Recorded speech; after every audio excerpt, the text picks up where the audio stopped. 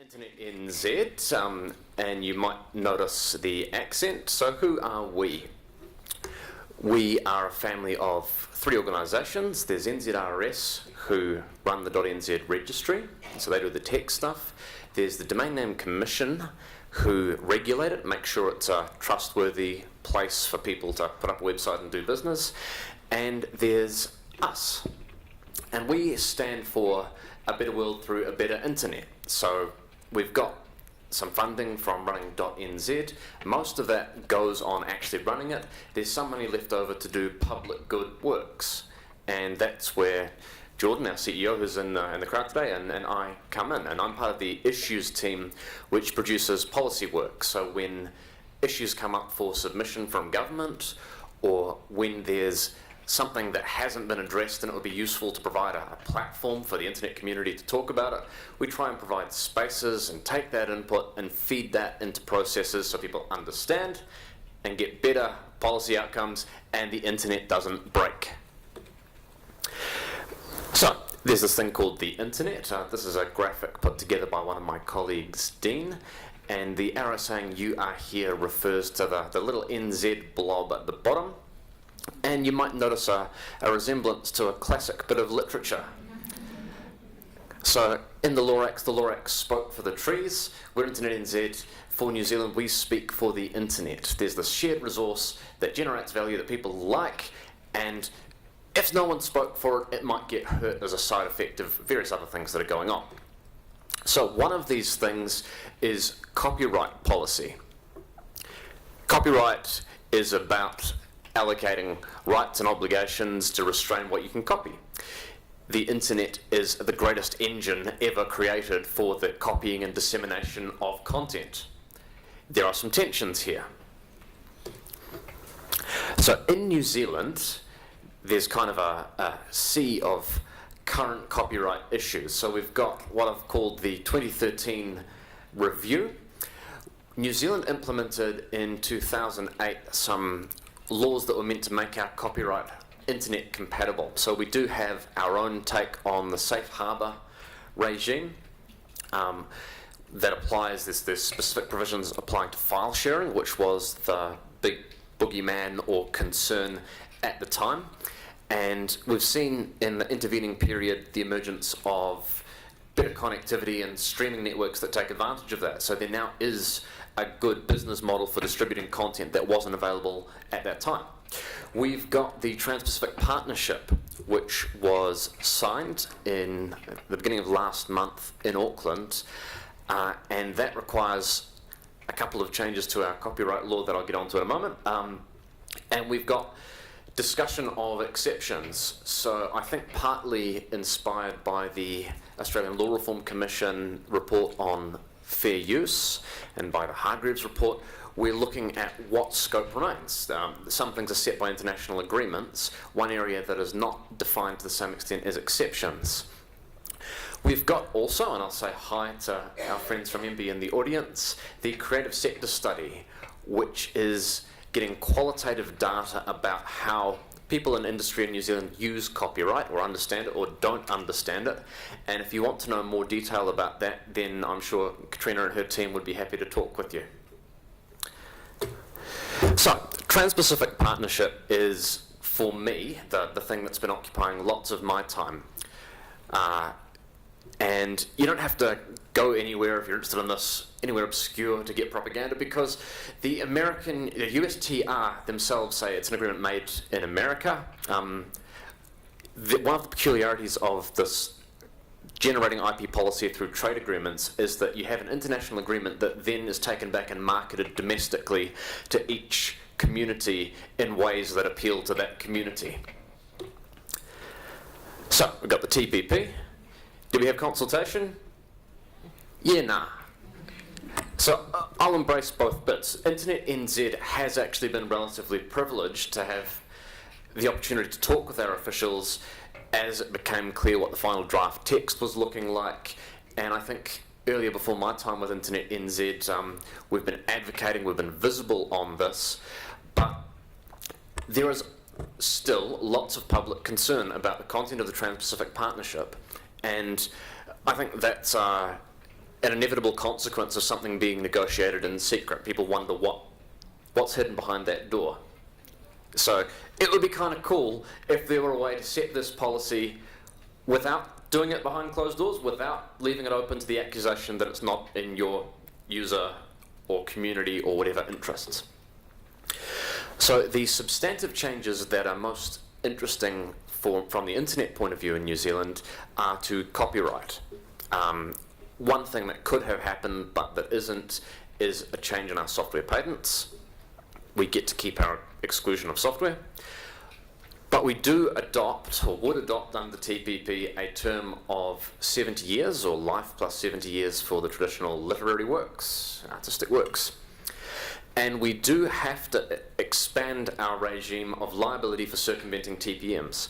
So we have rules in New Zealand on this at the moment that target commercial scale circumvention of TPMs. You can't supply tools to people knowing that infringement will be likely in the course of business. If you do that, you can get 5 years in jail and a fine of $150,000. For the first time, if we adopt the Trans-Pacific Partnership, we would protect pure access controls. So these are things like region zoning on DVDs. Now we do have a specific exception, but that category would be protected. I guess the unskippable promos that really annoy everyone on the front of DVDs are an access control, because to access the content, you're meant to watch that. And for the first time, individual users who circumvent a TPM for whatever purpose would be liable.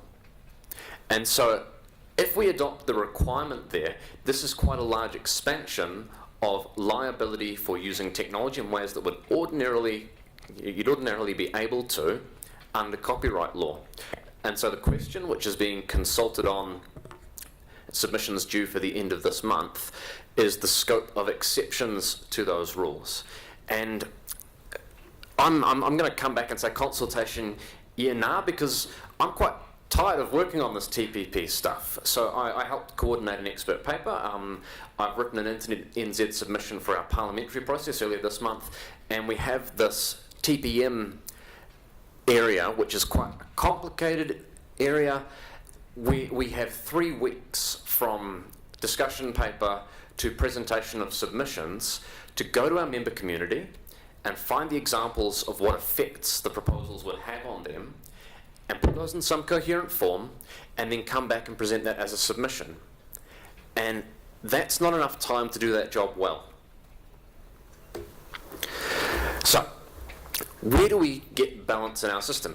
We do want to embrace the positive language in the Trans-Pacific Partnership IP chapter about the overall balance of IP rights that are meant to enable technical innovation, spread the benefits of IP, and pragmatically, with term length set by international agreements, that means we're particularly interested in exceptions, and New Zealand has negotiated space for those exceptions. So that's what's being consulted on immediately for our TPM implementation, and it's an avenue that might be available down the track when we look at our first principles copyright review.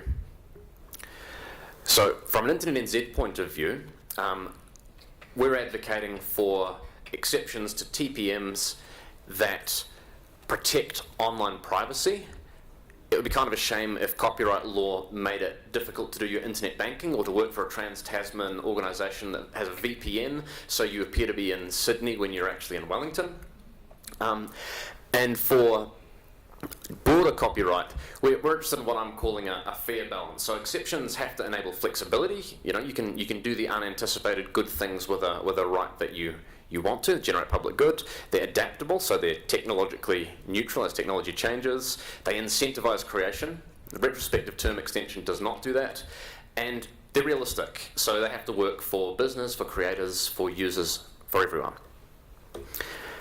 If you'd like to know more, then there's the expert paper and there's the web address to find it. Okay, so one perennial issue both in New Zealand and in Australia is geo-blocking. And we're in a position where we have parallel importing as a plank of our trade policy because we're small markets and we're not necessarily first in line to get things from overseas. So if we can parallel import, that gives an incentive for international supply chains to deliver to us in the way they want to. If we don't have that, then we end up waiting in line some of the time. And I'm really hoping we have audio because I've got a video in this. Do you think audio on the computer is going to work? We'll see. No. All right.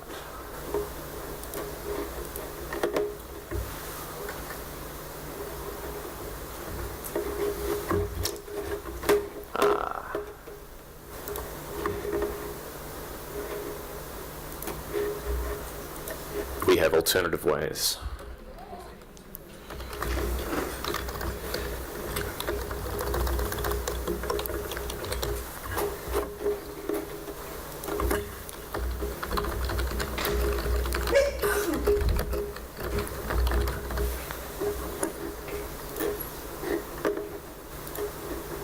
Kiwis love watching films and TV as much as the rest of the world.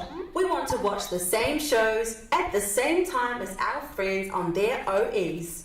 So why do we have to wait? Plugging our ears to the water cooler, avoiding social media for days when we are perfectly willing to pay.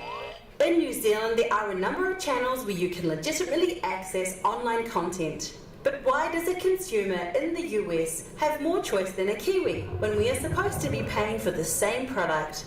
Geo-blocking means that Kiwi consumers are prevented from buying some overseas goods online. This is like going to a supermarket, loading up your trolley, and then being told at the checkout you're not allowed to buy what you want because you live in New Zealand. Internet NZ supports sensible copyright law that protects content producers and allows consumers a fair choice. We want all Kiwis, both home and overseas, to be able to watch up-to-the-minute entertainment, media and news. We have an opportunity coming up in the next Copyright Act review to find a way that protects content producers and allows for digital innovation. What do you think? Join in the conversation now at internetnz.nz.